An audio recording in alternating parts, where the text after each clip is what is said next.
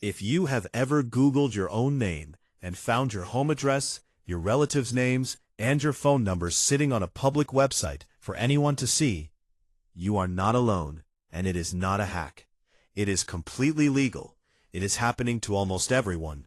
And in this video, we are going to show you exactly how to find out how exposed you are and what you can do to start pulling that information off the internet. Let's get into it. The reality check. How exposed are you?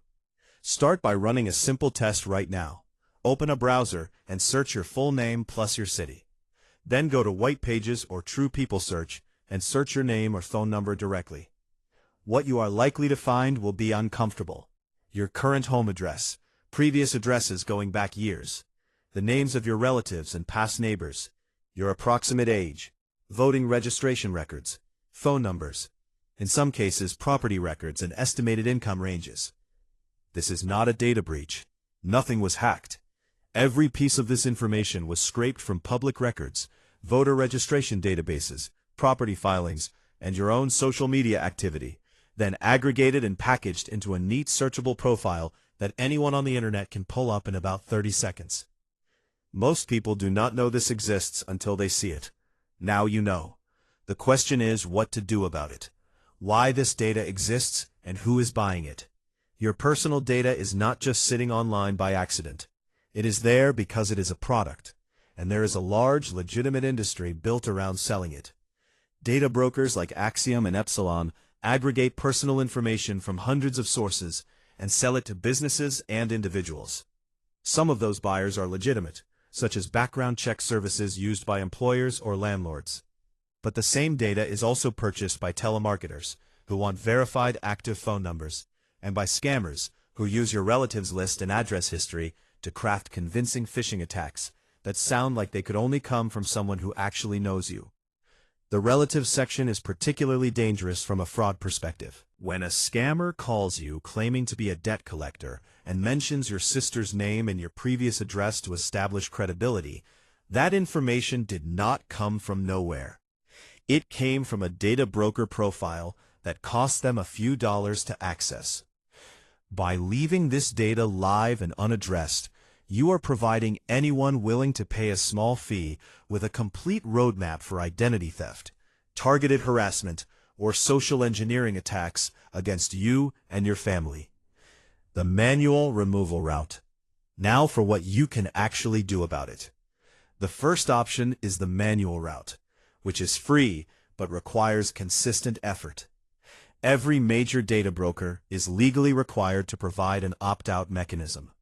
You find their opt-out page, submit a removal request with your information, verify it through an email confirmation, and your listing is removed for that broker, until they rescrape public records and relist you a few months later, at which point you have to do it again. The major sites to start with are Whitepages, Spokeo, True People Search, BeenVerified, Intellius, MyLife, and PeopleFinder. Each one has its own opt-out process with its own steps and verification requirements. Some are straightforward.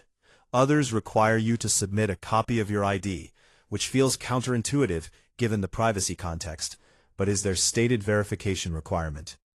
The honest reality of the manual route is that it is a whack-a-mole game. You can spend several hours working through the major brokers, get your listings removed, and find many of them have reappeared within 3 to 6 months. It is worth doing as a starting point, but it is not a permanent solution on its own. The automated removal route. The second option is the automated route, which costs money but operates continuously rather than requiring you to repeat the process manually every few months. Services like DeleteMe, Incogni, and PrivacyDuck use automated tools to scan hundreds of data broker sites for your personal information on an ongoing basis and submit removal requests on your behalf.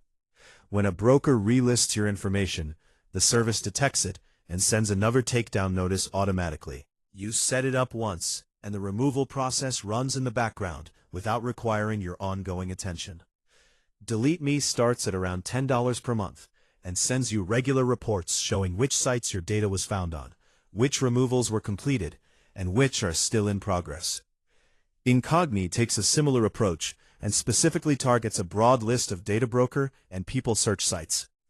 PrivacyDuck handles more complex cases and operates more as a managed service. The automated route is the practical long-term solution for anyone who wants persistent privacy protection without dedicating hours every few months to manual resubmissions. Social media and the source of the problem. Removing your data from broker sites addresses the symptom. Reducing what gets scraped in the first place addresses the source. A significant amount of the information that ends up on data broker profiles comes from your own social media activity.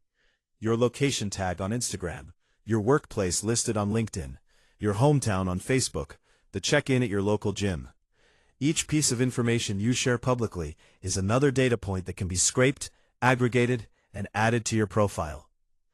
Audit your privacy settings across every platform you use. Make sure your posts are visible only to people you have approved as connections. Remove or obscure your home city, current address, and phone number from any public-facing profiles. Think carefully before location tagging posts in real time, especially from or near your home. None of this means you need to disappear from social media. It means being deliberate about what is visible to the public versus what is shared only with people you actually know and trust. Google yourself regularly. The final habit worth building is regular self-auditing.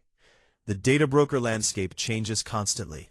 New sites appear, removed listings get re-added, and information from new public records gets scraped and indexed.